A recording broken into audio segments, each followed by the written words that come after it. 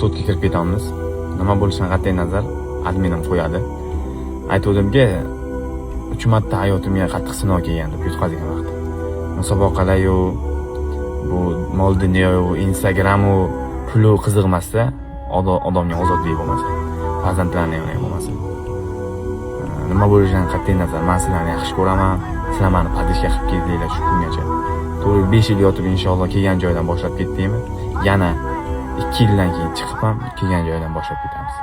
Sizlarni yaxshi ko'raman va sizlarni har doim padishkalaringizni sezib turaman. Sizlarni o'zlaringiz ehtiyot qilinglar. Farzandlarimni ham inshaalloh Alloh rizqini beradi. Oilamni hammasini Alloh rizqini beradi.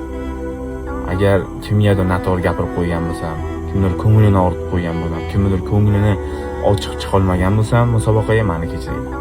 Inshaalloh bu hayot sinovlari, hayotda musobaqalariga gilamni yutqazmaslik kerak.